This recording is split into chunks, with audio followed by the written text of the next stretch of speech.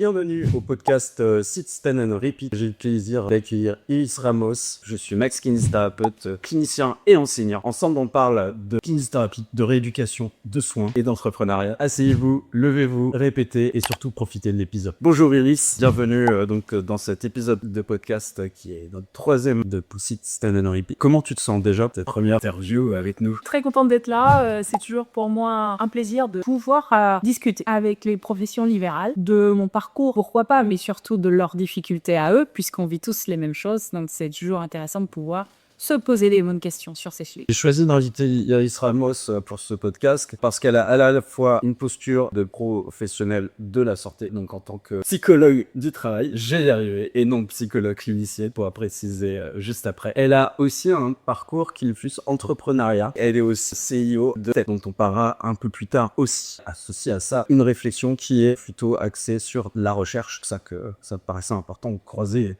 l'ensemble de ces visites. Décris-moi un petit peu qui tu es. Tu disais psychologue du travail, puisque tu as dit que j'ai déjà eu psychologue clinicienne, alors que je me suis tuée à faire des mémoires de recherche en psychologie du travail. Et la différence, elle est importante pour moi, parce que tu vois, quand on rentre en études pour faire psycho, tu fais licence et après tu dois choisir une spécialité. Tu peux faire développement, géronto, tu peux faire plusieurs spécialités, neuropsy. Moi, j'ai choisi la psycho du travail, qui est très proche de la psychologie du sport, de la psychologie positive, avec une application très pratique. En tant que psy du travail, depuis 2014, j'ai fini mon master.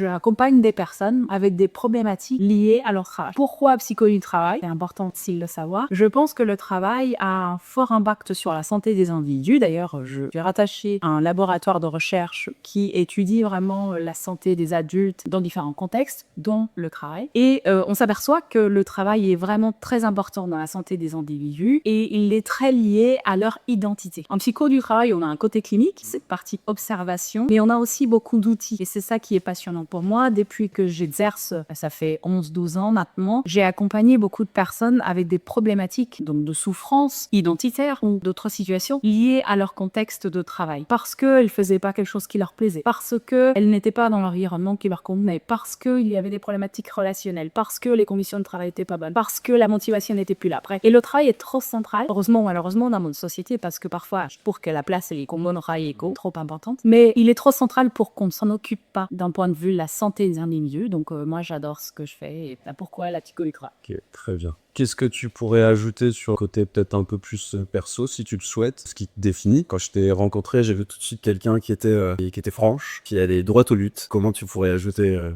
Tu vois, mon parcours peut se résumer un peu en 3 piliers. On va dire la partie formation. Moi, j'y suis issue d'une école d'art, de théâtre, d'art scénique, télé, radio. Et dans notre école d'art, on étudiait énormément la construction du personnage, donc énormément la psychologie. Mon parcours universitaire et d'études a toujours été un lien un peu sur ce côté découverte de soi, comment être en capacité de ressentir ce que ressent l'autre, comment mieux l'aider, etc. Donc le parcours déjà de la formation a toujours été guidé par ça. Donc j'ai fait psychologie, j'ai fait du droit, j'ai fait des diplômes en médiation, gestion de conflit, et comme je comprenais rien à l'entrepreneuriat, j'avais fait un diplôme stratégie, innovation, parce que venant de Cuba, j'avais beaucoup de choses à apprendre sur la gestion et l'organisation d'une entreprise. Donc on parle de formation. Après, on peut parler d'expérience. Ce qui est intéressant et ce qui peut me définir, c'est toutes les opportunités que j'ai pu avoir. À 26 ans, j'étais directeur de zone d'un réseau international, j'étais formée aux 4 coins du monde et j'ai accompagné 250 entrepreneurs en Indre-et-Loire. Donc cette expérience-là, qui est un mixte de je me suis battue pour réussir là-dedans et j'ai eu la chance de rencontrer les bonnes personnes aussi, parce que c'est un mix de deux. Tu travailles, il faut que la chance elle te trompe en travaillant, mais il faut savoir saisir les opportunités. Cette expérience-là, elle m'a forgée, parce qu'à 26 ans, quand tu es chez mon entreprise, que tu gères 250 entrepreneurs qui sont sous ta responsabilité, que tu es jeune, que tu es une femme étrangère, franchement, il va falloir que tu t'accroches. Je croise beaucoup de choses en effet. Là, donc cette expérience-là, elle m'a forgée également. Et la troisième, c'est un peu le côté personnalité. On est tous différents. Moi, je suis plutôt formée dans l'adversité, venant d'un pays extrêmement pauvre, arrivant en France faire des études sans aucune bourse, sans aucune possibilité. Je suis plutôt d'avis que l'adversité, elle va nous permettre, si on s'en sort bien, parce qu'il y a des personnes qui vont être bloquées face à l'adversité, mais dans mon cas, ça a développé une personnalité très combative qui fait qu'il faut vraiment beaucoup pour baisser les bras. Et j'ai passé le restant de mes jours à apprendre à renoncer, ce qui est bien aussi quand il y a quelque chose qui va pas, qui est pourri, un projet qui ne doit pas aller au bout. Il faut aussi aussi apprendre à renoncer. Parcours éducatif, on va dire formation, expérience de vie et personnalité. Je vais revenir sur ton activité clinique, et plus exactement ton activité en tant que psychologue du travail. Qu'est-ce que tu rencontres le plus fréquemment? Qu'est-ce que tu as rencontré dans ta carrière le plus fréquemment? Les situations qui t'ont le plus marqué? J'ai accompagné beaucoup de personnes et beaucoup d'entreprises parce qu'en tant que psy du travail, il y a une particularité, on va dans les entreprises. J'ai eu pas mal d'expériences différentes. Ce que je rencontre le plus souvent, c'est des problématiques majeures de collectif. Le collectif, la psy du travail, elle est importante parce qu'on fait un aller-retour entre un individu et un environnement collectif. Le collectif peut vraiment faire souffrir. Il y a des comportements de groupe qui sont particuliers, des organisations de travail qui sont très toxiques et parfois on s'aperçoit que les gens ne se posent pas la question. Est-ce que j'ai créé une société qui a 300, 500 personnes ou même 100 personnes? Est-ce que l'organisation que je crée, elle est vertueuse? Est-ce qu'elle met pas les individus en compétition? Est-ce que finalement il y a de l'entraide? Est-ce que chacun se retrouve à sa bonne place? Ce n'est pas facile à faire comme travail et on demande beaucoup aux personnes qui donnent de l'emploi pour créer les bonnes conditions. Mais ce que je vois au quotidien, c'est que ce n'est pas évident d'avoir une organisation qui est vertueuse, qui est saine, qui fait du bien aux individus qui sont dedans. Et souvent, il y a un aller-retour entre les problématiques de l'individu et ce collectif et la souffrance, elle se crée là. Et l'intérêt d'un psy du travail, c'est que le psy du travail, il te reçoit pas dans son cabinet uniquement, il vient voir comment sont les bureaux, comment est la distribution spatiale, où se placent les gens, quelle est leur réalisation, quelle est la communication entre les individus, quel est l'organigramme, est-ce qu'il y a du sens, est-ce qu'il n'y en a pas, et l'impact que toute l'organisation de travail va avoir sur l'individu et l'individu sur son organisation de travail. Donc voilà ce que je vois, des problématiques de réflexion du collectif qui impactent l'individu. J'ai l'impression qu'il y a beaucoup ce regard finalement environnement, alors du travail, l'environnement de travail, plus que finalement des individus comme ce que j'ai pu percevoir sur les psychologues cliniques. C'est ça ou... Tout à fait. Et il y a les deux. Je vais te donner un exemple. J'ai travaillé longtemps pour la NGN, qui est une mutuelle, et j'avais des consultations pour les enseignants. Et je me suis aperçue que beaucoup de jeunes enseignants avaient des affects dépressifs importants et étaient pas bien. L'organisation est maltraitante, c'est un secret pour personne. Par contre, c'était toute une génération qui avait été extrêmement protégée. C'était des jeunes profs que je consultais. Là, on ne parle pas de l'impact de l'organisation sur l'individu, ce qui est forcément le cas dans l'éducation nationale. C'est terrible. Donc là je remarquais des problématiques individuelles. Et d'ailleurs, une espèce de pattern qui revenait souvent. Des jeunes adultes extrêmement couvés, extrêmement protégés dans un environnement familial, qui du coup se retrouvaient sur le marché du travail dans un environnement très violent, très hostile. La problématique, c'est que quand tu n'as pas appris l'adversité aux enfants dans un milieu bienveillant, ce que tu ne leur apprends pas avec bienveillance, la société leur apprendra avec cruauté. Donc moi, j'avais à face de moi des individus totalement désemparés. Parce que, comme leurs parents avaient, c'est un verre de soie, et donc tu dis, mais un petit verre de soie, il faut que je l'aide à sortir de sa coquille, enfin, je sais pas comment on dit ça, mais... Et donc, pour l'accompagner, je vais le priver de cet effort de rompre le verre de soie et de sortir et de pousser et d'avoir des ailes fortes. Comme je le prive de cet effort, dans la nature, il se fait manger.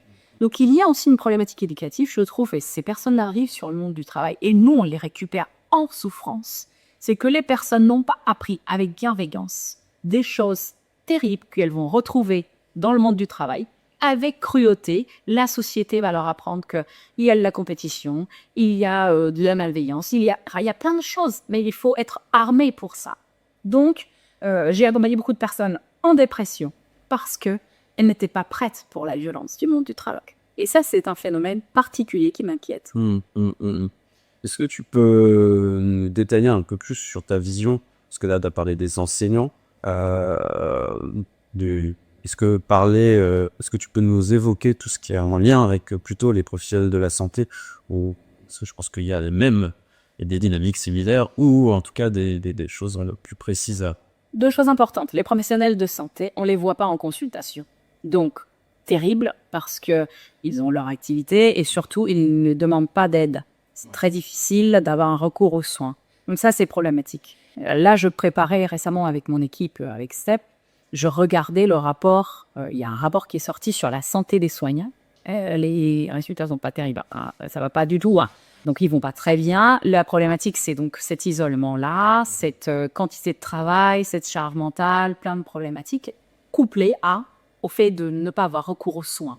Donc là, par exemple, il y a aussi beaucoup d'automédication Donc, des substances pour se réveiller, des substances pour déconnecter, des choses, beaucoup d'alcoolisme également. Il faut pas se dire, mince, les professions libérales boivent et prennent des médocs. Il faut se dire, les professions libérales vont pas bien. Comme elles ne vont pas bien, et en plus de ça, elles n'ont pas recours aux soins, les soins professionnels. On ne bricole pas sa voiture si on n'y connaît rien, on l'amène chez un garagiste. Même quand on est professionnel de santé, on doit être en capacité de dire « là, il y a mon corps qui va pas, je consulte. Là, il y a ma tête qui va pas, je consulte. » Parce qu'en plus, notre premier outil de travail, c'est notre corps et notre esprit. Donc, si en tant que professionnel de santé, on ne va pas bien, on ne peut pas déjà aider les autres, mais surtout, si bricoler une solution tout seul ne nous amènera jamais plus loin. Donc, les profs libres, j'en vois beaucoup maintenant à Extep. D'ailleurs, j'ai été sollicitée par un syndicat, par exemple, des pharmaciens, par des CPTS pour accompagner des médecins suite à des suicides chez ces professions-là, ce qui était alarmant et particulier, parce que souffrance, problématique de santé mentale, isolement, pas de recours aux soins, égale à souffrance aiguë, égale à qu'est-ce que j'ai comme solution. Donc ça, pour moi, c'est un sujet de santé publique, de pouvoir accompagner ces soignants dans un état d'esprit particulier, parce qu'en fait, ces soignants-là, ils vont pas venir en consultation, il faut aller à leur rencontre. Et donc, il faut mettre en place les choses qui leur conviennent, qui soient capables de faire. Parce que j'ai accompagné, par exemple, des urologues qui me disaient, je dois avoir un cardio, ça fait des mois et des mois, mais ma consulte est en pleine, mon cabinet est en plein, et je rends service à la population. Je n'ai pas réussi à fermer un jour pour aller faire mon rendez-vous chez le cardio. Et donc, qu'est-ce qu'ils font? Ils passent leur santé après la santé des autres. Ce qui est louable, mais très dangereux. Oui, on aimait. Et en tout cas, c'est le constat qui t'a amené après, derrière, à une réflexion entrepreneuriale. On va y venir. Moi, juste avant d'aller là-dessus, parce que typiquement, t'as très envie, j'ai l'insistance de parler de ton projet.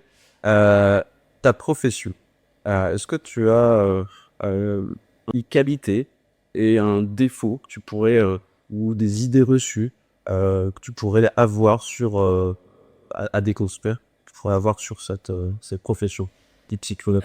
La première chose, je pense, c'est vraiment le schéma de rôle. Un schéma de rôle, c'est un prof, et il est comme ça. Et un psy, il est comme ça. Un psy, il t'écoute toujours, même s'il est 19h et qu'il vient de faire une cellule de crise suite à un décès ou un accident grave, où il a passé la journée complète à voir des gens pleurer, à pas aller bien. Tu me croises ce jour-là à 19h, je ne t'écoute pas et je n'ai pas envie. Et le cabinet, il est fermé. Être humain, être humain, être humain. Donc, un psychologue, même si vous faites dans votre tête un schéma de rôle, c'est un être humain. Il mange, il dort, il a des charges à payer. Donc, le schéma, l'idée qu'on se fait, un psychologue, il doit être comme ça. Ah oui, pour une psychologue, là, tu m'écoutes pas. Mais qu'il est 20h, c'est fermé. Et tu n'es pas en consultation, et j'ai passé ma journée complète. Je suis un être humain. Donc là, c'est pas l'heure, c'est pas le moment. Donc ça, c'est la première chose. Une qualité, après, j'adore ça, c'est-à-dire que je vais me balader un peu partout, et il n'y a pas une personne qui va pas me raconter assez facilement ce qui lui fait mal, ce qui lui pose problème. J'adore ça parce que je suis psychologue, parce que j'ai une capacité assez naturelle à me mettre à la place de l'autre. Ce n'est pas être sympathique, attention. C'est une capacité intellectuelle à être capable de comprendre. C'est vraiment cette capacité de comprendre ce que l'autre ressent. Donc, c'est plutôt intellectuel, parce qu'il y a une différence quand même. Les gens vont dire, le côté sympathique, c'est je suis d'accord avec toi et je partage. Non, je suis capable de comprendre ce que tu ressens, même si je le partage pas, même si je vois pas les choses comme toi. Donc, naturellement, je vais m'intéresser aux personnes, elles vont se confier à moi, etc. Et je trouve ça super parce qu'elles vont très vite avoir un espace de confiance pour le faire. Évidemment, dans un environnement propice, dans un cadre donné, pas le dimanche, pas à 20h. Bah, il y a l'inconvénient et il y a l'avantage de faire un job qu'on aime, qui nous correspond. Mais qui a des limites aussi dans notre vie. Et oui, c'est marrant que tu utilises ça, la notion de sympathie. Je pense que tu as associé aussi la notion d'empathie cognitive, finalement, des concepts qui sont tout autour, où finalement, il faut aussi marquer nos propres limites professionnelles, parce que sinon, on est en incapacité derrière de faire notre soin. Donc ça, okay. Est-ce que, parce que, ta question, ça, je trouve ça super captivant, de ce que tu racontes, j'ai besoin d'avoir une petite anecdote de ta part, qui est la plus marquante pour toi dans ce versant psychologue du travail. On va passer sur l'entrepreneuriat juste après, je te promets. Tu veux quelque chose qui va marquer moi? Ouais. Et qui t'a fait évoluer dans ta profession, arriver peut-être au constat que tu as énoncé, qui était de te dire, au final, certaines personnes ne prennent pas soin de leur santé. Et le fait qu'ils ne prennent pas soin de leur santé est lié à leurs conditions de travail, est lié à leur rôle social, si je comprends bien, qu'elles incarnent dans leur vie. Est-ce qu'il y a une anecdote qui te revient là-dessus, qui t'a... En Boscan, j'accompagne un médecin. Il est brillant. Il est excellent et passionné de ça, mais il a complètement arrêté son activité libérale et il allait travailler dans un EHPAD comme médecin coordinateur. Il adore ce qu'il fait quand même, mais il a l'impression d'être nul, de ne pas y arriver, de ne pas être adapté socialement, etc. Je te raconte cette anecdote parce que à n'importe quel niveau de la sphère sociale, tu as de la souffrance identitaire et elle est tout aussi importante. J'ai mangé récemment chez quelqu'un de ma famille qui m'a dit dis donc, si on commence à plaindre les pharmaciens, les médecins, où est-ce qu'on va? Comme si ces personnes-là, parce qu'elles ont un certain statut, il faut voir ce qu'elles payent comme impôt, c'est vraiment très romancé leur statut, mais bon, dans la tête des gens, c'est un statut, eh bien, qu'elles arrêtent de se plaindre. On ne va pas plaindre les médecins et les pharmaciens. Et je trouve ça terrible parce que je venais d'accompagner 2 unités pour des pharmaciens suite à des suicides de pharmaciens et suite au suicide d'un médecin. Un médecin traitant de campagne qui prenait en charge plein de familles qui ne pouvaient pas se soigner et qui travaillait du matin au soir, etc. Mais qui était lui en souffrance, qui n'a pas pris soin de lui et qui du coup, ayant une souffrance aiguë, a trouvé une solution, c'était de se supprimer, c'est terrible. Bon. Du coup, cette anecdote, elle m'a fait penser que la souffrance, elle est à tous les niveaux. Le droit et le devoir de la société, d'accompagner ceux qui vont pas bien. Et le sens de moi, mon travail en tant que praticienne en santé au travail, elle est à tous les niveaux. Que la personne ait des diplômes, pas des diplômes, qu'elle gagne bien sa vie, pas bien sa vie. Donc voilà, cette anecdote, elle m'a marquée parce que accompagner quelqu'un qui, soi-disant, ne devrait pas avoir de problème, parce qu'il n'est pas à l'usine. Je ne dis pas que les personnes qui sont à l'usine ne sont pas bien. J'ai accompagné énormément de salariés, notamment si tu as des accidents graves ou mortels. C'est parfois dur, c'est souvent dur d'ailleurs, les conditions de travail, etc. Et elles ont aussi des souffrances et des problématiques. Mais les souffrances ne sont pas réservées à une classe sociale d'un niveau inférieur en termes de revenus, en termes de diplôme. Elles sont partout. Elles sont partout. Et d'ailleurs, plus ça monte, plus tu es isolé. Et moins tu as la capacité à demander de l'aide par peur de fragiliser ton statut, ta position sociale, etc. Donc, on est des humains et on a tous besoin de la même chose et on doit tous être traités pareil. Je ne supporte pas le discours de « Ah, mais si on commence à plaindre les pharmaciens, où est-ce qu'on va ?» Mais mon Dieu, c'est une personne. On vient de parler beaucoup de psychologie du travail, d'activités très axées sur les individus et cette réflexion qui est plutôt micro. Mais tu as fait une réflexion qui était un peu plus macro avec l'entrepreneuriat. Je le définis comme ça. N'hésite pas à me contredire là, sur cette imposition. Tu veux en es pourquoi l'entrepreneuriat? Voilà, c'est ça. Pour toi. Je disais que j'aurais été une très mauvaise salariée. Je le serai toujours d'ailleurs. J'ai besoin de créer mes propres contraintes. Parce que souvent on me dit, l'entrepreneuriat, ça te rend libre. Libre de faire tes 85 heures quand tu veux, libre de payer tous les impôts chez eux, etc. Donc, tu n'es libre de rien du tout. Par contre, tu choisis tes contrats et tu vis à ton rythme. Le mien peut être effréné, comme ça impacte personne. Et ça. Plutôt, cette envie-là de créer, d'innover et de suivre quelque chose qui est respectueux de mon fonctionnement à moi. Donc, j'ai beaucoup travaillé seule. Aujourd'hui, je travaille avec une équipe importante puisqu'il y a 3800 partenaires dans mon réseau, une dizaine de villes, du coup, chez Step, etc. Donc là, j'ai appris aussi à laisser de l'autonomie aux personnes avec qui je travaille, pouvoir travailler ensemble à certains moments. Mais du coup, j'ai énormément misé sur le recrutement pour avoir des personnes très autonomes, qui sont apprenantes, donc qui vont demander de l'aide si besoin, mais qui vont se débrouiller bien seules. Donc, ça me permet de garder malgré tout quelque chose qui lui convient, mais de travailler en équipe. Donc, c'est une autre étape. Ouais. Finalement, cette compétence de délégation, de de mission. C'est ça ce que tu as appris via l'entrepreneuriat? Je délègue pas parce que ça voudrait dire que je sais exactement tout le temps ce qu'il faut faire et que je leur dis ce qu'il faut faire. J'ai recruté des gens bien meilleurs que moi pour plein d'autres choses et qui se débrouillent très bien tout seuls, avec lesquels on va travailler ensemble. Donc j'ai une vision. Ils ont rejoint cette vision pour la reprise et la mission elle-même. Mais je suis plutôt en posture de les écouter que de leur déléguer des choses. Ça a été terrible parce qu'il fallait trouver le bon profil pour les recrutements. Aujourd'hui, c'est un petit mal, mais ça a été à tâtons par moment. Maintenant, c'est un peu carré. Donc voilà, il faut recruter des personnes qui vont bien dans ce sens et donc qui sont bien plus fortes que moi dans plein de domaines, qui veulent du collectif, qui veulent une vision, qui veulent des moyens que je leur donne avec CEP, parce que j'ai investi, j'ai eu du temps à créer tout ça, donc ils vont rejoindre un écosystème que j'ai créé, que j'anime, mais elles vont apporter des choses, et donc c'est plutôt cette posture basse qui me permet aujourd'hui de continuer d'entreprendre, mais d'impacter davantage de personnes et de travailler avec elles différemment. Tu parles depuis le début, et on en parle de STEP. Qu'est-ce que c'est STEP? Alors, Santé au travail des entrepreneurs par la prévention, donc STEP, c'est la société que j'ai lancée en 2021, après le Covid, suite à 2 constats. Le premier, c'est que j'avais eu une problématique de santé, mais pas importante. J'ai eu un enfant en 2018. Travaillant jusqu'à 2 jours avant mon accouchement, étant longtemps assise, etc., mon enfant, il était en siège. Donc, je trouvais ça bête d'avoir la tête en bas. Et puis, je pense qu'il n'avait pas eu beaucoup de place pour se tourner.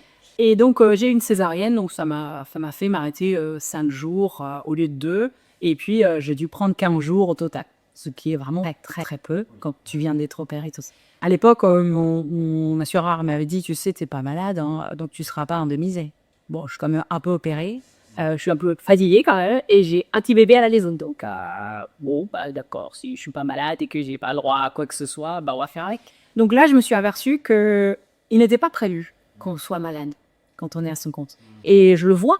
Je discutais récemment avec la vice-présidente du MEDES et je lui faisais un retour que j'ai en cours, puisque j'enseigne ici à l'université.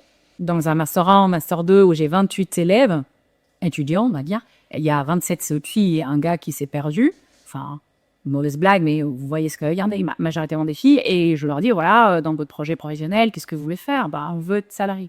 Ça va être difficile d'être salarié en tant que psy du travail parce que vous avez besoin de votre indépendance. Et c'est pas évident de dire que les conditions de travail sont pas bonnes quand vous avez quelqu'un au-dessus de vous qui a un pouvoir hiérarchique. Et elle nous expliquait qu'elle ne voulait pas être à leur compte parce qu'elle ne serait pas bien couverte d'un point de vue d'un arrêt maladie, d'un congé maladie, d'une grossesse, etc. Et je me suis dit, mais c'est vraiment terrible. Donc, ce n'est pas prévu qu'on soit là. Les gens ne veulent plus, les jeunes ne veulent plus être à leur compte parce que leur couverture santé est pourrie.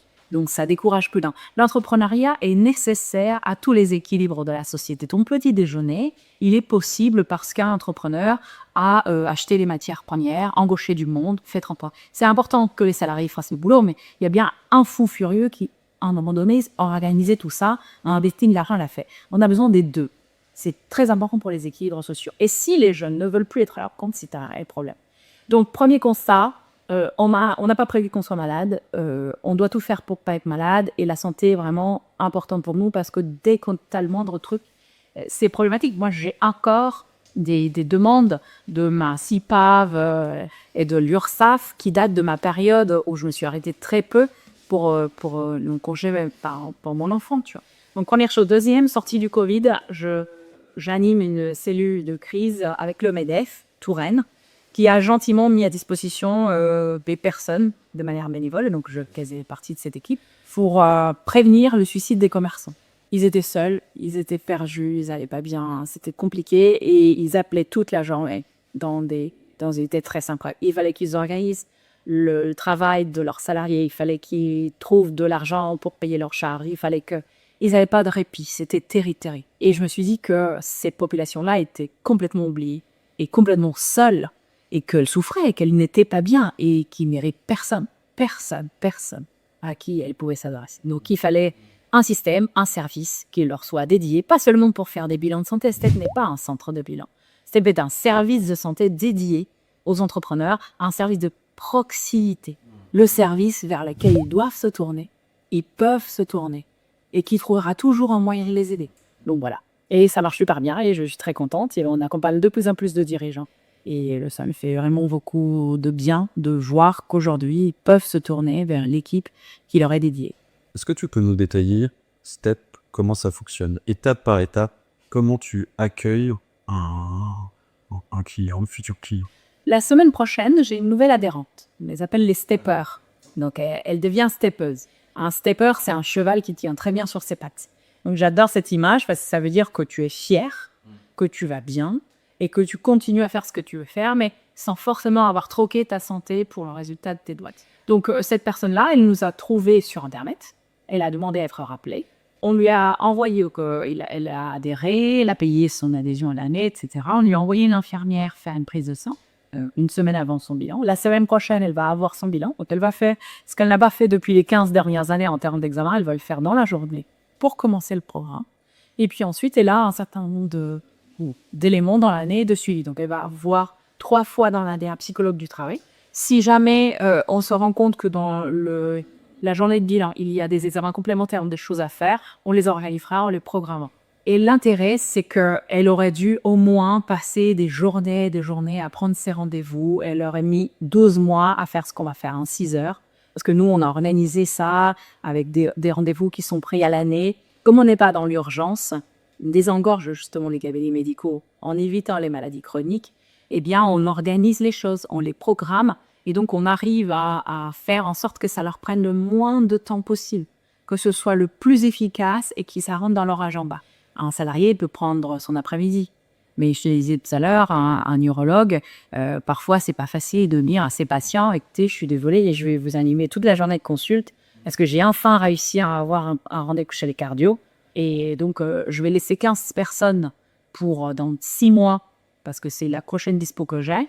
Parce qu'aujourd'hui, il faut que j'aille chez les cardio, c'est assez peut-être que j'avais. Donc, je préfère, malgré tout, qu'ils arrivent à organiser les choses, à les anticiper, à être dans un soin qui est contenu, organisé, programmé, sans forcément laisser sur le carreau les personnes qui dépendent aussi de leur activité.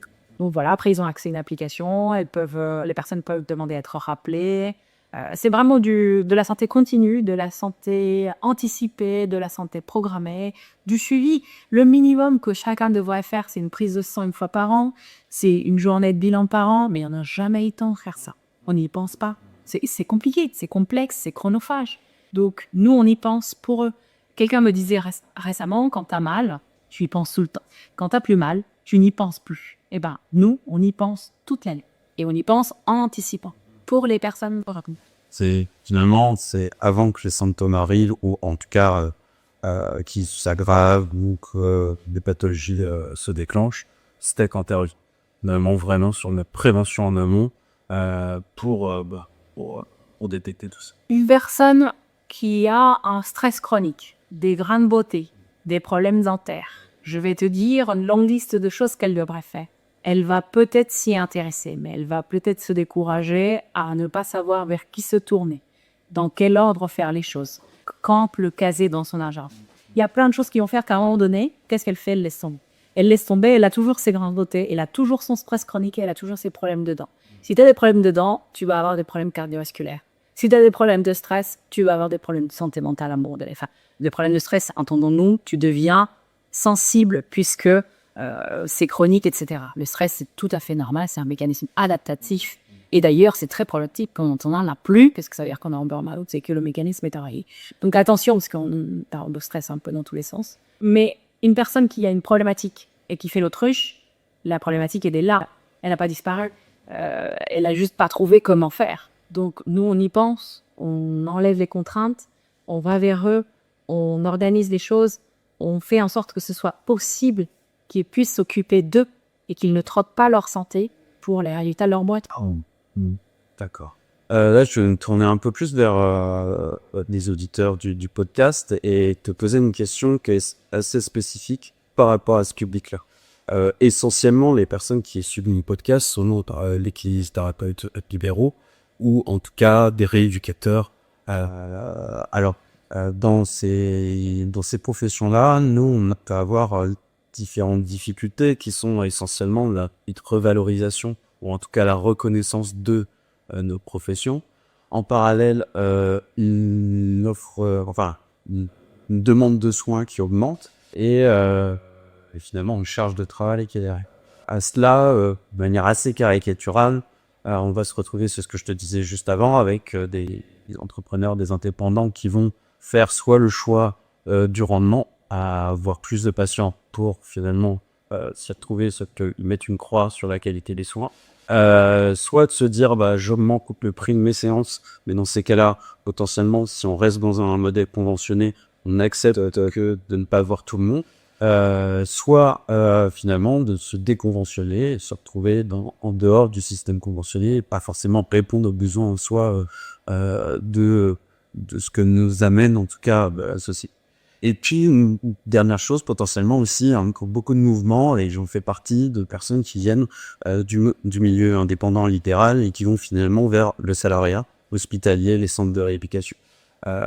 Donc comment Step peut apporter à l'ensemble de ces personnes-là. Peut-être la dernière rubrique est peut-être un peu plus difficile à accompagner, mais en tout cas sur ces libéraux qui peuvent être dans une perte de sens et aussi finalement une perte de prendre soin d'eux-mêmes du fait de ces confrontations de valeurs finalement. En gros, si j'ai bien compris, tu veux savoir ce que peut faire Step pour ces profs libres qui sont dans ce qu'on appelle un sentiment de qualité empêché. Quand tu dis à une infirmière, tu as 3 minutes pour voir chaque patient, elle a le choix entre je dégrade la qualité de mon travail et je fais ce qu'on me demande en termes de timing et je vois tout le monde, ce qui me crée de la souffrance au travail. Et je ne vois pas tout le monde. Ou alors, j'augmente mes prix, et ça, c'est en gros un peu l'avantage malgré tout du libéral. En milieu hospitalier, tu as trop le choix, on va te dire, à 5 minutes, à 5 minutes. Donc, ça crée une bonne problématique. J'ai envie de te dire que il faut savoir ce qu'on ne sait pas et le reconnaître. Donc, je n'ai pas la bonne réponse pour ça. Toutefois, STEP a un gros programme de psycho du travail, c'est ça l'intérêt. Et pour les profs libres, c'est aussi un grand sujet. Donc, j'aimerais apporter cette contribution qui est ne serait-ce que la réflexion. Une personne, quand elle crée son activité, elle fait un truc normalement qui lui plaît et elle doit pouvoir se retrouver dans les valeurs et les conditions du travail qu'elle fait, même en libéral. La problématique d'un kiné qui doit se dire soit j'augmente mes prix et du coup j'augmente le temps pour avoir quelque chose de qualité, ou alors je refuse des personnes et malgré tout je ne suis pas très bien payée par le système. Ça va créer une souffrance identitaire. Je n'ai pas la réponse pour lui. Parce que il n'y a pas de bonne réponse. Notamment, si on arrête de dire, étant donné qu'on ne peut pas, on va pas soigner tout le monde, on est dans un pays, heureusement, et attention, c'est hyper important, où on soigne tout le monde, où on accompagne tout le monde. Évidemment que le système atteint toutes les limites possibles de l'exercice. Donc, j'ai pas la solution. Toutefois, dégrader la qualité du travail amène une souffrance identitaire. Donc, je ne sais pas comment on va faire pour s'occuper de tout le monde, mais c'est une bonne chose. Tu parlais d'augmentation de demande de soins. Oui, les gens, et ça marche, c'est génial, les gens demandent un peu plus à être soignés. C'est pas forcément qu'il y a plus de gens malades, quoique. C'est aussi qu'il y a peut-être une culture de demander malgré tout un peu plus de soins. Il y a un peu les deux, parce que souvent, il y a malgré tout beaucoup de maladies chroniques.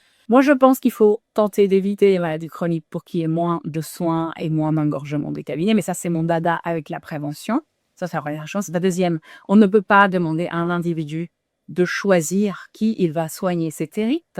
En termes de souffrance pour un kiné ou pour un médecin, qui je vais soigner? C'est terrible. Donc, je pense qu'il y a des choses à faire un point de vue structurel dans notre système de santé pour être un peu plus dans la prévention, pour éviter déjà qu'on ait à choisir entre la qualité et la quantité. Mais aux personnes qui sont, elles, dans le dur, là, maintenant, tout de suite, ce que je peux leur dire, c'est quand vous serez en burn-out, l'État ne vous indemnise. Quand vous serez en burn-out, l'État ne va pas vous indemniser. Retenez ça, d'accord? Vos patients vont trouver un autre praticien. C'est la vie, c'est normal, c'est le jeu. Votre famille aura besoin de vous, vous ne serez pas là. Donc c'est terrible, mais à un moment donné, il faut penser à soi. Parce qu'on ne peut pas aider les autres si on va mal. Si on s'arrête, là en ce moment, j'accompagne un infirmier, il est en burn-out, il est en total arrêt pendant longtemps, et ça va mettre très longtemps. Et bien là, il y a un infirmier en moins. S'il s'était arrêté un peu avant, s'il avait fait attention à lui, même en laissant peut-être des gens sur le cas, il ne serait pas arrêté pendant 2 ans. et on aurait un infirmier supplémentaire.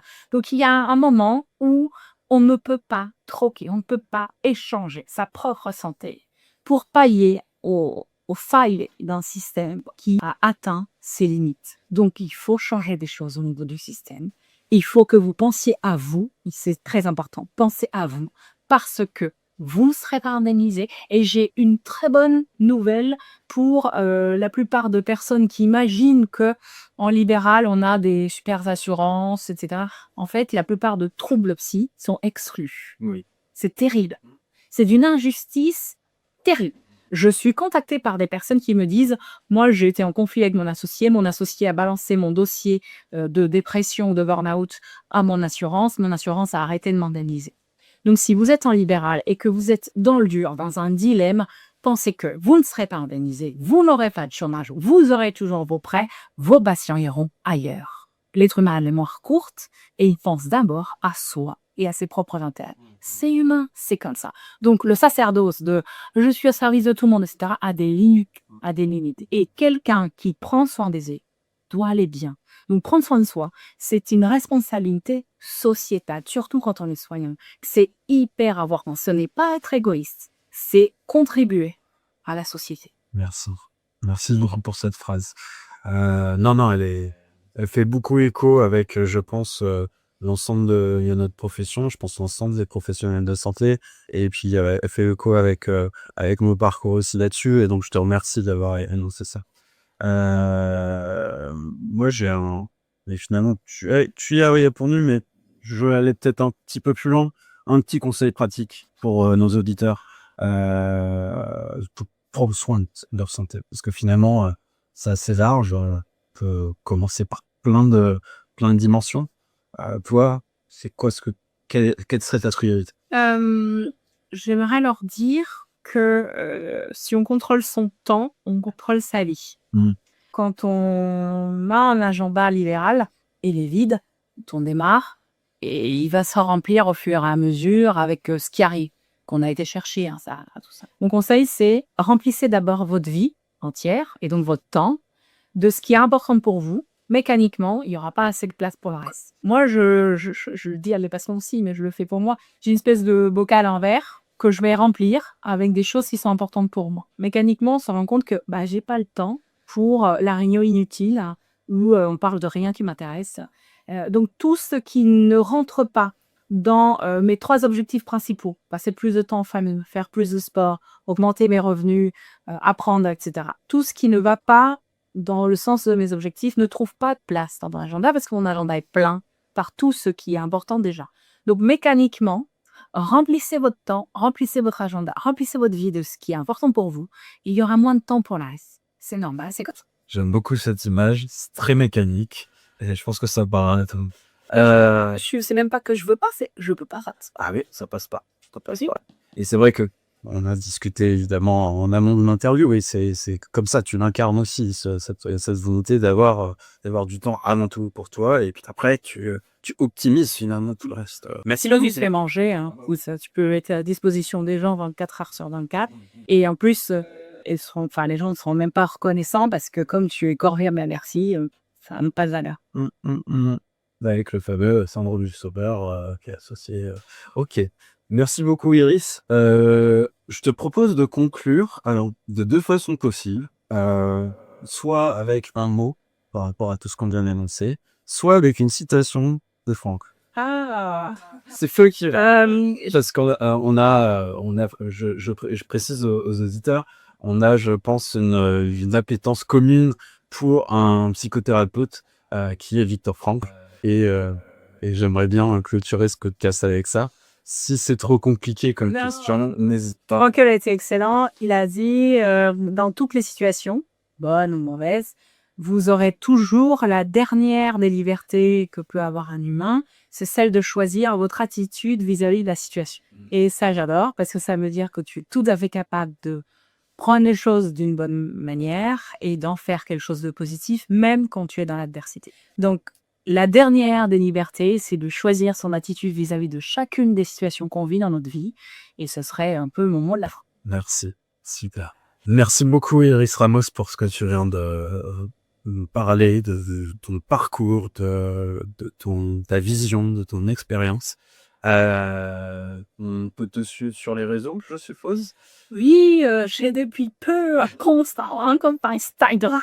Ben là, je suis très contente. J'ai lancé un podcast justement qui s'appelle Attitude et j'ai une chaîne sur YouTube. Après, je raconte plein de choses sur LinkedIn issues de mes réflexions. Je tiens à dire quand même que j'écris Chara mes boss sur LinkedIn. Donc LinkedIn, YouTube, Instagram, le site de Step pour demander à être rappelé, avoir des informations sur ce qu'on propose aux professions libérales, aux dirigeants, aux cadres dirigeants.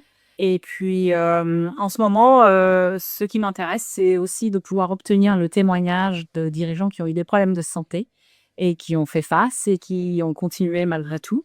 Donc, ils peuvent aussi m'écrire pour témoigner de ces problématiques-là et sensibiliser les autres, m'aider dans cette partie qui est la plus dure quand même dans ce tech, de sensibiliser les personnes à ce côté anticipé, préventif, etc. Il y a énormément de boulot encore. Je vois que t'es encore sur d'autres choses, tout en gardant ton petit bocal. Et là, j'ai un mon bocal parce qu'il est bien rempli, mais il y a toujours de la place pour ce qui a de l'importance. Pour ce qui a de l'importance. Merci beaucoup, Iris. C'est la fin de notre épisode, notre 3e épisode de Sit, Stand and Repeat. Donc, asseyez-vous, levez-vous, bougez, pensez, et puis amenez-vous.